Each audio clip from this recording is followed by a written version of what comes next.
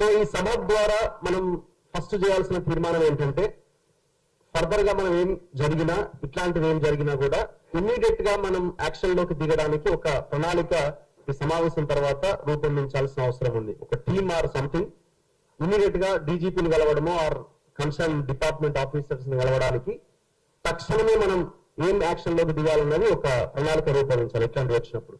So ఆ నిర్ణయం మనం తీసుకోవాల్సిన అవసరం ఉంది. సో ఈ ట్రోల్స్ విషయానికి వస్తే కొన్నిసార్లు ఇవన్నీ సర్వసాధారణమే అని వదిలేయాల్సిన పరిస్థితే మాలాంటి వాళ్ళకైతే కనబడుతున్నది. ఫర్ ఎగ్జాంపుల్, మేము ఇప్పుడు పవన్ కళ్యాణ్ కోడిచెరువు కబ్జా విషయం మేము బయటకు తీసుకొచ్చినప్పుడు ఆయన బెంగళూరు కోర్టుకు వెళ్ళి ఒక ఆర్డర్ తెచ్చుకున్నాడు. ఇక్కడ లేదట కోర్టు, బెంగళూరు దాకా పోయింది ఆయన. బెంగళూరు పోయి మళ్ళీ మా ఏ ఛానల్ పేరు కూడా ప్రస్తావించకుండా మెటా అనే సంస్థకి నోటీసులు ఇప్పించి, సో ఆ సంస్థని పార్టీగా చేసి ఒక ఆర్డర్ తెచ్చుకున్నాడు. ఏమని అంటే, ఇక ఈ ఫలానా వీడియోలన్నీ డిలీట్ చేయాలని. ఏముంది ఆ వీడియోలో అంటే ఆయన చేసిన కబ్జా భాగవతం అంతా అందులోకి వచ్చేసింది. మరి చేయాల్సింది ఏంటి బాధ్యత గల లీడరు? నువ్వు ఈ చెరువు నేను కబ్జా చేయలేదు, నేను డబ్బులు పెట్టుకున్నా, ఇది నా భూమి అని నువ్వు అవసరమైతే గ్రౌండ్ లోకి వెళ్ళి చూపించే ప్రయత్నం చేయాలి. అది చేయకుండా తెలంగాణ వదిలేసిండు, ఆంధ్ర వదిలేసిండు, బెంగళూరు పోయిండు అని నేను ఎట్లాగో బెంగళూరు పోలేను కదా అని దానికి కావచ్చు. మేము బెంగళూరుకి ఏం పోం, కోడిచెరువు పక్కనే ఉంది, కోడిచెరువులోకి వెళ్తాం మేము. సో మేము బెంగళూరు దాకా వెళ్లాల్సిన అవసరం లేదు. సో మేమేం చేసినాం, కంప్లైంట్స్ ఇచ్చినాము, రేపో మాపో మళ్ళీ దాని మీద పిల్లేయబోతున్నాము. ఇది జనరల్ గా యాక్టివిస్ట్ లో లేకపోతే పార్టీలో చేయాలి, కానీ ఏ పార్టీ ముందుకు రావట్లేదు. అందరూ పవన్ కళ్యాణ్ ని ఫిట్నెస్ మాట్లాడుతున్నారు, ప్రతి ఒక్క అపోజిషన్ పార్టీ, కానీ ఈ చెరువు గురించి మాత్రం మాట్లాడతలేదు. మాట్లాడుతుంది మేము ఈ డిజిటల్ మీడియా, సోషల్ మీడియాలో ఉన్న వాళ్ళు మాత్రమే మాట్లాడుతున్న మా మీద.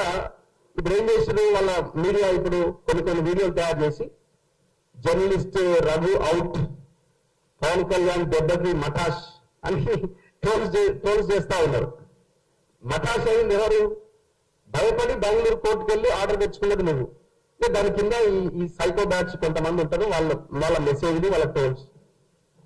సో ఇవన్నీ సర్వసాధారణం అయిపోయినాయి. దీన్ని నియంత్రించడానికి మనం పూర్తిగా నిషేధించడం అన్నది నేనైతే ఇంపాసిబుల్ అని అనుకుంటున్నా. కానీ దాన్ని నియంత్రించి మరింత పీక్ లోకి వెళ్ళినప్పుడు, ఇప్పుడు అమ్మాయి విప్లవశ్రీ మీద జరిగిన ఆ దాడి, ఆ ఫొటోస్ ఎంత దారుణంగా మార్పింగ్ చేసి పెట్టారన్నది, ఆ కాక్రోచ్ జనతా పార్టీలో ఆ మీటింగ్ సంబంధించిన దగ్గర జరిగిన ఆ తీసిన ఫోటోని మార్పింగ్ చేసి ఎంత దారుణంగా ట్రోల్ చేస్తున్నారు. అదెంత ఘోరం అసలు. ఇప్పుడు ఎవరైతే ట్రోల్ చేస్తున్నారో మరి అక్కడ వాళ్ళ ఇంట్లో వాళ్ళని ఒకసారి ఊహించుకోవాలి. వాళ్ళ ఇంట్లో వాళ్ళని ఒకసారి ఊహించుకున్న ఫోటో తయారు చేస్తే చాలా బెటర్గా ఉంటుంది కదా. మీ ఇంట్లో ఉన్న వాళ్ళని అట్లా అన్న కూడా తప్పే, కానీ మరి మీకు కనీసం ఆలోచన రావాలి కదా.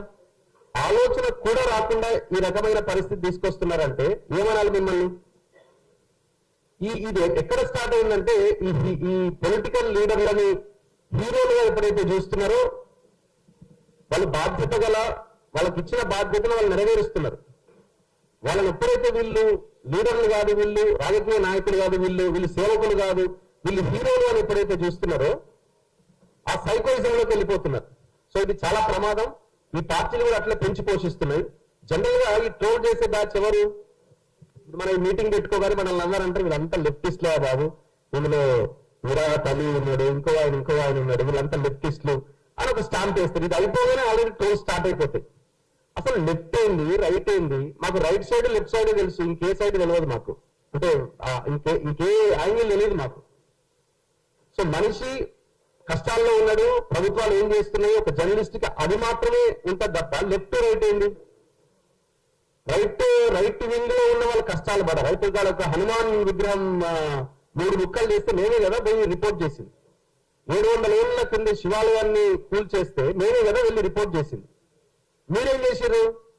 మీరు ఒక కాంగ్రెస్ లీడరు హనుమాన్ టెంపుల్ ని కూల్చేసి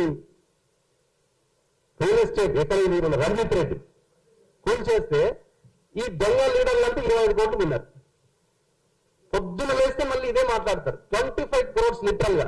ఇది నేను చెప్తున్న మాట కాదు, మళ్ళీ వాళ్ళ అంటే అదే ధర్మం కోసం కొట్లాడుతున్న ఇంకొక సంఘం ఏదైతే ఉందో వాళ్ళే వచ్చి ఆరోపణ చేసి నా స్టూడియోలో వీళ్ళు 25 కోట్లు విన్నారన్న జర మాట్లాడండి, మళ్ళీ మన దగ్గరికి వచ్చారు.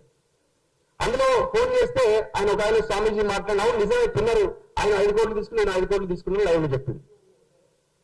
మరి ఎక్కడ పోతున్నది? మీరే గుడి పేరుతోనే 25 కోట్లు మింగిన తర్వాత ఏం సమాధానం చెప్తారు? రామానాయుడు స్టూడియో దగ్గర మేము పోయిన ఏ ప్లేస్ కైనా మీరు వచ్చేదా? దాన్ని రాజకీయంగా వాడుకోవడం తప్ప మేము చేస్తున్న ఇంకొకటి ఏమంటున్నారు? ఫాతిమా కాలేజ్ దగ్గర పోయినా, అరే బాబు పోయింది నేనే, వీడియోలు చేసింది నేనే, అడుగుతున్నది కూడా నేనే. మళ్ళీ మొన్న రీసెంట్ గా మీరు ఎవరు ఆయన ఖమ్మం కేసుకు సంబంధించి దాని గురించి మాట్లాడినవా?